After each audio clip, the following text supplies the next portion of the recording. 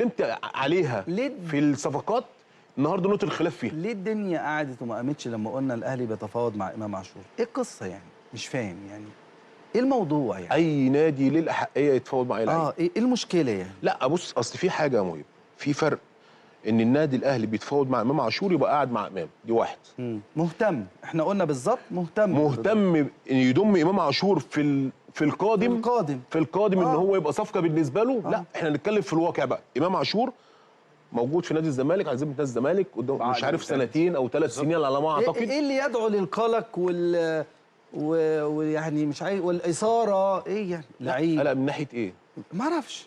يعني الناس لما قلنا ان الاهلي مهتم بامام عاشور ودي معلومه صحيحه 100%، حسينا ان احنا قلنا حاجه كبيره، ان مثلا مارادونا هيمشي من الزمالك هيروح الاهلي بص يا مهيب، هو مفيش حد كده مش مهتم بامام عاشور. لا بص كده برافو عليك. بص يا مهيب، انا بالظبط. اما انا هسال سؤال، النادي الاهلي مهتم بامام عاشور، النادي الزمالك مهتم بسمير كمونه، شايفه فرق في لا اقول لك انا اكمل لك. الاهلي كان مهتم بضم محمد شريف. اديك معلومه بس، اديك معلومه. انا بكلمك مهتم.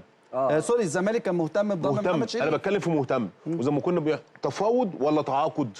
لا تفاوض طبعا. لا فاكر لما كنا بنتكلم الزمالك بيتفاوض مع فلان وفلان وفلان والاهلي بيتفاوض مع فلان. طب التعاقد امتى؟ اتعاقد مع مين من ضمن العشره؟ فهمتني ازاي؟ انا النهارده مهتم بامام عاشور. طب امام عاشور على الارض الواقع غير متاح مع مين؟ مع الزمالك قدامه قد ايه؟ سنتين 3، يبقى غير متاح. بالظبط. يعني امبارح بيقول لك ايه امام عاشور كان شاور على شعار نادي الزمالك، بيرد يعني علينا في الملعب. طب ما هو مع احترامي للجميع، مؤمن زكريا ربنا يا رب يشفيه، يا رب يا رب يشفيه، كان في ماتش في دمنهور جاب جون شاور على الشعار الزمالك، تاني يوم كان ماضي في الاهلي. تاني يوم كان ماضي في الاهلي. كان في ايه؟ كان اعاره من انبي وقعد. برافو عليك، برافو عليك. كان في ايه؟ الامكانيه. لا في فرق. كان في الامكانيه اللي هو يمشي. انما النهارده انت بتتكلم، خلينا في الارض الواقع مهيب.